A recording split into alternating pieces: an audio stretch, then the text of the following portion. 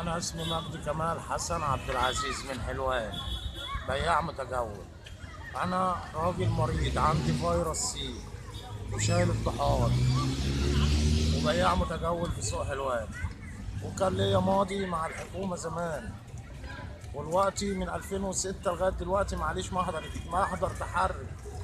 لما جم يشيلوا السوق أنا قالوا لي شلت عشان يدوني باكيات في موقف توشكا. الرجاله بتوع رئاسة الحي سلموا الباكيات لناس ما تستاهلش اي حاجه خالص، مش من حلوان. وانا مسؤول عن الكلام دوت، وانا بقدم شكوتي رئيس الجمهوريه وللنائب العام والوزير الداخليه. انا عندي اثباتات بالكلام اللي انا بقوله. محمود الجزيري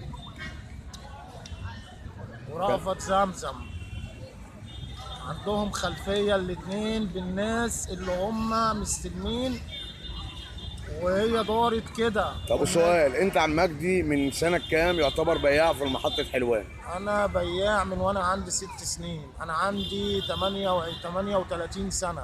عندك قدام الاتحاد الاشتراكي من ايام موقف الاتوبيس بقى، ده انت قديم. تمام. عندك كام عيل؟ عندي عيلين، معايا عبد الرحمن ويحيى، ربنا يخليهم لك. عايز اكلهم، مش عايز ابيع مخدرات.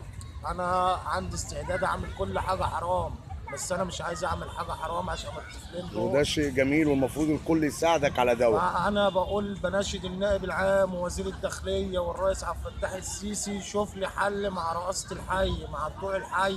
سؤال عم مجدي، يعني انت لما اتعملت القرعه انت كنت موجود في مصر؟ انا كاول اسم طلع على الكمبيوتر كان اسم انا.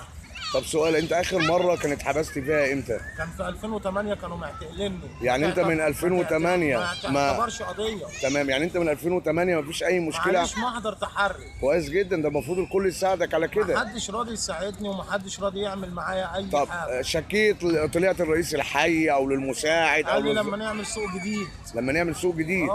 مع ان انت المفروض بتقول من اقدم البياعين هنا. اقدم بياع في حلوان. تمام. طب ايه الخطوات اللي انت ناوي تقدمها بما ان انت عارف ان في فساد موجود؟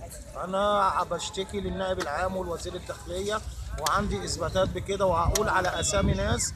لو النائب العام يفتح محضر هو والاموال العامه، عشان دي اموال عامه. طب انا قبل التصوير قلت لي ان في بعض الاشخاص بدون ذكر اسامي موجوده في الحي وفي النقابه جابت لناس باكيات واخد عليهم وصولات امانه، مظبوط الكلام ده؟